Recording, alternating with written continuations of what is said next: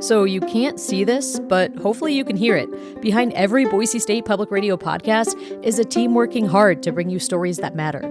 So if you value podcasts like this one, please support them. Hit donate at boisestatepublicradio.org. Thanks.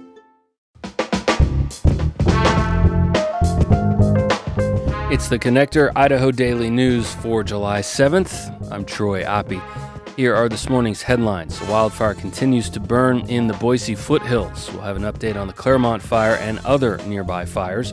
Plus, a man found dead on the Boise Greenbelt, and police have opened a homicide investigation. And the superintendent of Idaho's largest school district announced he's being treated for cancer. We start this morning on the fire watch. In the Boise foothills, the Claremont fire continues to burn. You can see flames in the foothills from the Connector Freeway driving into town before sunrise this morning. Crews from across local and federal agencies responded to that blaze, first reported about 1:30 yesterday afternoon. The response included multiple air support units. Obviously, we're concerned about structures, homes, and people. So initially, it was making sure we got people off the trails to make sure that no one's in harm's way, and BPD and the sheriff both assisted us in those efforts. That's Boise Fire Chief Aaron Hummel talking with reporters yesterday. Hummel said threatened structures had been protected. The fire was estimated around 2,000 acres. Fire crews, though, are not working in an area near Military Reserve, which is a known former military training area. Hummel says there's a risk of unexploded ordnance, so fire crews avoid working or using airdrops in that zone. Foothills residents are obviously watching the fire closely as well. Dennis Nagel has lived in the area more than 3 decades and has taken steps to harden his property against the threat of fire, like removing flammable vegetation.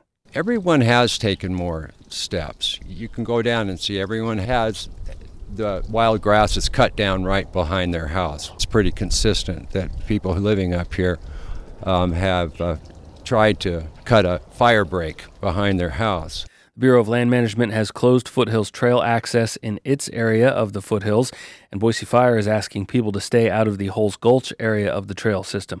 The Boise County Sheriff's Office is also keeping a close eye on the fire. That sheriff's office says they don't expect any evacuation notices, but they're monitoring the situation closely. Boise Ridge, Rocky Canyon, and Shaw Mountain roads are closed to the public for fire response. The cause of that blaze remains under investigation. There is a new fire burning in Gem County as well. It started yesterday near Jackass Gulch and Pearl Road. That's east of Emmett. It's estimated at 100 acres and burning in difficult terrain. The county says the fire made a big push overnight. Local fire crews are being aided by neighboring districts along with Bureau of Land Management crews. Near Kuna, the Mora fire was fully contained around 7:30 p.m. yesterday. It's estimated at around 2,400 acres, according to the Federal Wildfire Service. That fire began late Sunday night near Kuna Butte and was pushed by strong winds. KTVB reports 38 pigs at Flying Pig Farm in Kuna were killed, and a barn on the property was also damaged in the fire, but the rest of the farm's 1,500 or so animals are safe. In East Idaho, Level 3 Go Now evacuations were issued yesterday not far from Rexburg after the Maze Fire sparked Monday afternoon about 3 miles east of town, not far from Highway 33 and Henry's Fork.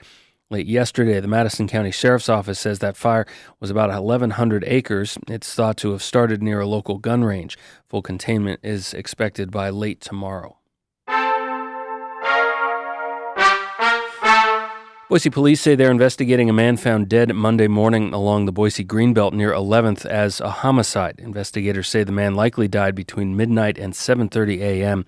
In a news release, the police department says it's looking for surveillance video from the area, and they're asking for anyone with information to contact investigators by calling the Ada County Dispatch non-emergency line.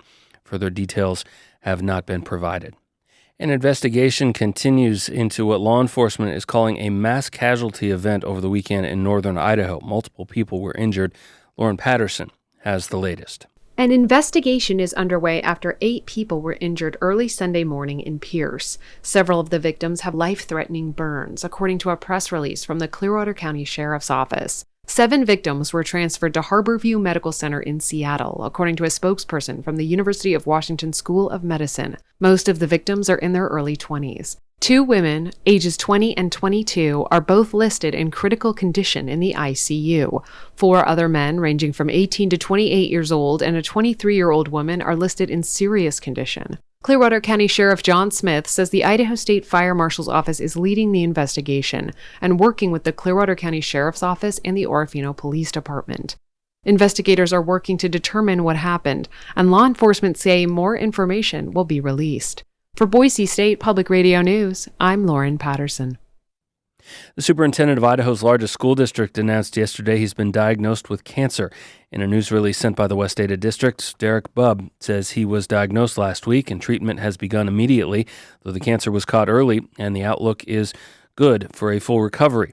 Bubb intends to continue to serve West Ada during his treatment, a move supported by the district's Board of Trustees. In a statement, Board Chair Lori Frazier expressed confidence that Bubb and West Ada's executive leadership team could maintain, quote, seamless operations. The district says it will publicly share updates, quote, when appropriate, while respecting Dr. Bubb's privacy. West Ada and Boise school districts are offering free summer meal sites for all children through the rest of this summer. Here's Steffi Puerto with more. Summer break is something kids everywhere look forward to, but one common challenge is keeping kids well fed while school is closed for the break. The Summer Meals Program was established to help ensure children continue to have access to healthy and nutritious meals during the summer. That was Stephanie Payton, supervisor of the Food and Nutrition Department at the Boise School District. The meals are provided Monday through Friday, and both districts' websites have meal schedules and maps of multiple Boise area locations. It's for children that are 18 years and younger. There's absolutely no cost to families. There's no paperwork, no registration. According to the Idaho Food Bank, some 16% of kids in the state are food insecure, meaning they don't have consistent access to healthy food. That figure is nearly 12% for all Idahoans. Steffi Puerto, Boise State Public Radio. After being severely damaged in a windstorm right around Memorial Day, Tamarack Resort announced its main express lift has reopened. It reopened on the July 4th holiday weekend, 4 days sooner than they targeted. That storm in late May damaged support poles on the lower lift. Replacements had to be flown in by helicopter. The mountain says the repaired lift has passed all its required inspections and normal summer operations have resumed. The City of Meridian is asking residents south of Interstate 84 to apply for an opening on the City Planning and Zoning Commission. The up to 9-member commission typically meets twice a month. The city says the location requirement of South Meridian is to ensure geographic diversity on the commission. Applications can be submitted through next Friday, July 17th. The mayor selects an appointee who is then confirmed by the City Council. Extremely low water levels on the Big Wood River have led Idaho Fish and Game to issue a fish salvage order. Gates on the Magic Reservoir Dam, which is nearly empty, closed on Sunday, essentially dewatering the Big Wood River below the dam all the way to the Richfield Canal.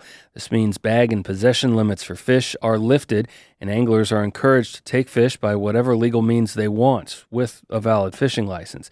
Salvage order is in place for the Big Wood all the way down to the Highway 75 bridge and for the Richfield Canal down to the Littlewood River, effective through October 1st. Federal forests in eastern Oregon and southeast Washington are due for an overhaul. The U.S. Forest Service has been working on new plans for the Blue Mountains Forest for more than 2 decades. The updated plans will regulate logging, recreation, and habitat in 3 national forests, mostly in northeast Oregon.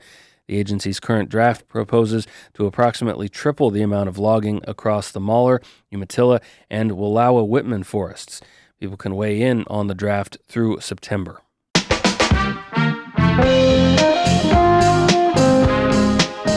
And thanks for listening to The Connector, our daily news podcast here at Boise State Public Radio. Our news director is Sasha Woodruff. Our digital strategy manager is Lacey Daly. Our general manager is Tom Michael, and I'm Troy Oppie. I'll be back with you again tomorrow. Be sure to like and subscribe if you haven't already. It helps other people find this podcast too. And as always, make it a great day.